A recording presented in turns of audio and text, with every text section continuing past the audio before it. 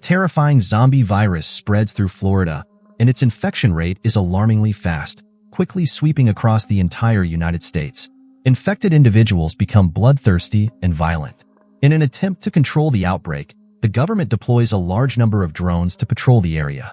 If anyone is found outside their quarantine zone or venturing out without permission, the drones will immediately execute them on sight.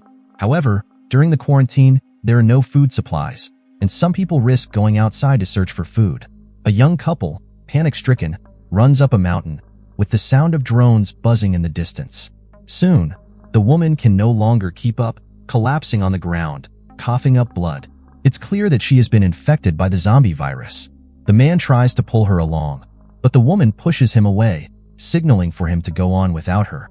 Understanding her message, the man hesitates briefly before deciding to run alone. But just a few steps into his escape, the woman is struck by a crossbow bolt. He turns back to look, but in the next moment, on the other side, David is quarantined in a wooden cabin on the mountain. It's been over 6 months since he was told that he was an asymptomatic carrier. During this time, he has to undergo blood draws regularly for research purposes. To keep his blood healthy, David has set up numerous alarms and follows a strict daily schedule, eating on time, working out, and checking his eyes for abnormalities before going to bed. At 11 p.m. every night, he must draw some fresh blood, which he then places at a designated spot the next day, under the watchful eyes of drones. In return, David doesn't need to go out for supplies. The drones will deliver food to him on a regular basis. Day by day, David lives out this monotonous routine. The only thing that keeps him going is his daily video calls with his girlfriend, Sam. Sam is a healthcare worker, and she's been encouraging David to hang in there. She tells him that once they extract the antibodies from his blood, this viral disaster will end, and they'll be able to reunite soon. After ending the video call with Sam, David pulled out a phone book. In fact, he had been trying to contact the outside world to understand the situation. Ever since being quarantined on this mountain, David had essentially been cut off from society.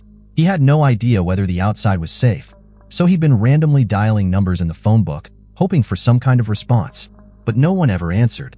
However, one day, while David was checking his health like usual, the phone in his room suddenly rang on its own. David rushed over to answer it, and on the other end was a stranger named Todd. Todd told David that the outside world was a complete mess now. The city was no longer the thriving place it once was. Food shortages had driven the survivors into conflict with each other. Todd hadn't eaten in days, and he wanted to come to David for help, but David refused. He explained that he was an asymptomatic carrier and was in quarantine, so no one was allowed to come near him. To David's surprise, upon hearing this, Todd asked if David had ever been tested. He mentioned that he had never heard of an asymptomatic carrier and wondered if David was even infected at all. This struck David deeply. He paused. For the first time, he began to doubt his own situation. The next day, when David went out to exchange supplies, he took the chance to sneak past the drones. He found a residential house and managed to get hold of a test kit. Following the instructions, he dropped his blood sample into a test tube. Just as he was doing this, there was a sudden noise outside, and David tensed up. The sky was already beginning to darken, and Sam had warned him never to go out at night. David decided not to waste any more time. He grabbed the test tube and planned to head back to his shelter. But as he was making his way, an unexpected danger arose. While passing a lake, a zombie suddenly appeared behind him.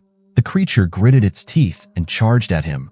David turned to run, but in his panic, he slipped and fell into the water with a splash.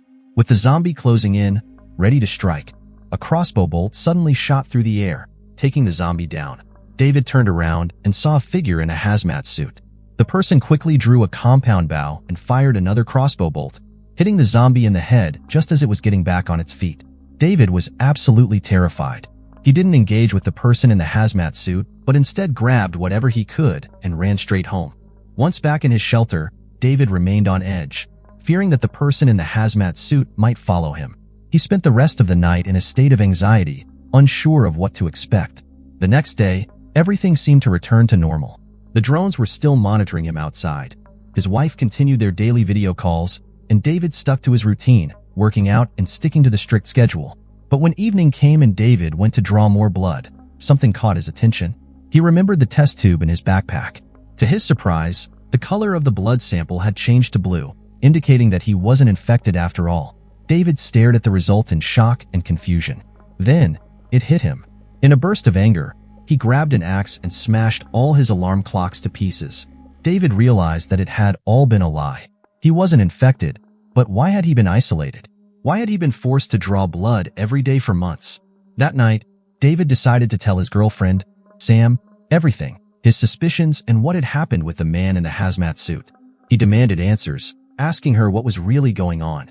But Sam, as always, used the excuse of military secrets and didn't provide any answers. Instead, she reassured David that the vaccine would be ready soon and that they would finally be able to meet. Looking at Sam, David felt more uncertain than ever. He reluctantly agreed to continue giving blood, but the next day, he began his own plan of action. David quietly grabbed his axe and snuck out. He knew the drones would be delivering supplies regularly, and he figured that by tracking their movements, he could find the location of the people controlling them. So, David carefully followed one of the drones. After passing through a dense forest, he spotted 2 tents ahead. He cautiously approached. As he neared one of the tents, a foul smell wafted from it. David lifted the cloth covering it, revealing a corpse in front of him. The body's mask had a crossbow bolt sticking out of it. Still in shock from what he had just seen, David suddenly heard the sound of a drone overhead. He quickly ducked behind a rock to hide. The man in the yellow hazmat suit appeared, holding a crossbow. He scanned the area but didn't notice anything unusual, so he turned and entered the tent.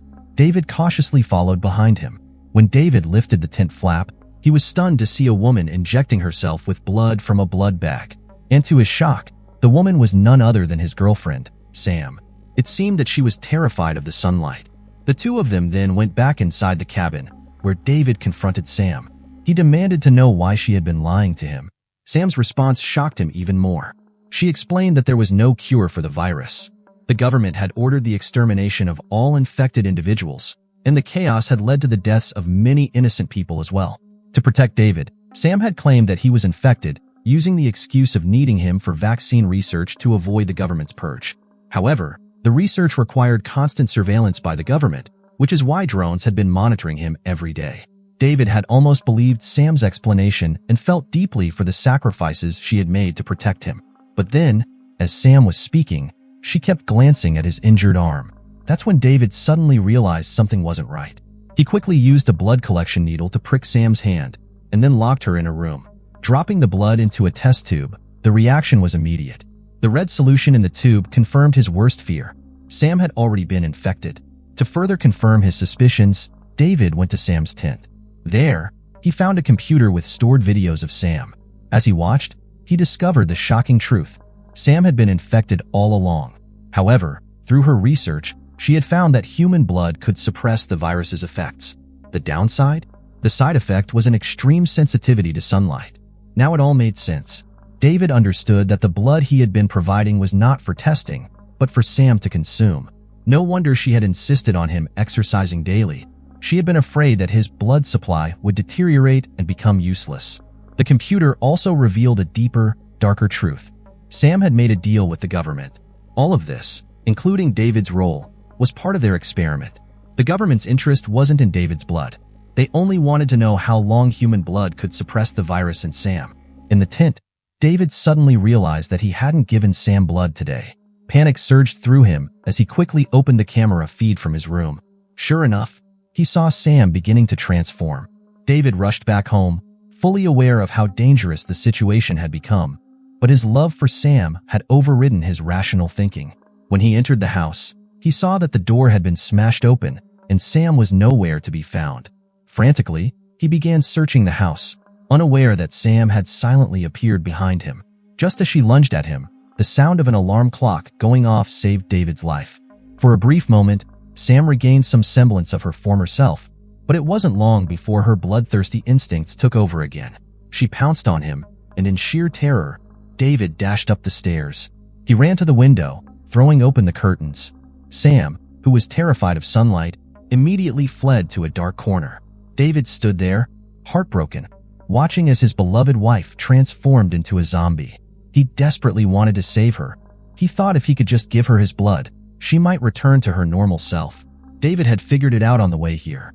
As long as he kept up his exercise regimen and continued giving blood every day, Sam wouldn't turn into a zombie. They could still live together. As David picked up the four to draw blood, the sun outside was just about to be covered by dark clouds. In an instant, Sam pounced on him, her mouth making a clicking sound. Looking at his suffering girlfriend, David, caught up in his love for her, didn't want to fight back. He gave in and stopped struggling, letting Sam bite down into his shoulder. As Sam drank his blood, her awareness slowly began to return. She realized what she had done to David, and her face filled with sorrow and guilt. Sam couldn't bear this half-human, half-zombie existence any longer. Taking advantage of David's momentary weakness, she left him behind and stepped into the sunlight. The moment the sunlight touched her, her body began to burn. David, struggling and weak, crawled toward her lifeless body. He wrapped his arms around her, holding her tightly, unwilling to let go. At that moment, a swarm of drones appeared in the sky. Soon after, David's body started to change. He realized that he had been infected. Not wanting to become a creature that feared the sunlight, he decided to dig a hole and bury himself. As David lay in the hole, preparing to die, the sunlight suddenly hit his body. The searing pain he felt reminded him of the fight for survival, and in the end, his instinct to live one out. But the story didn't end there.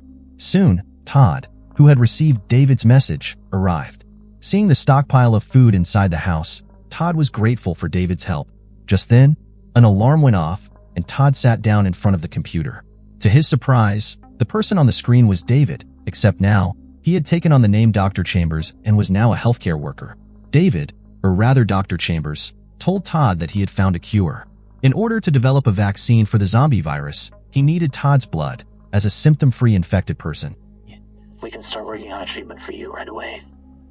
In the shelves to your left, you'll find phlebotomy equipment, tools to collect samples of your blood.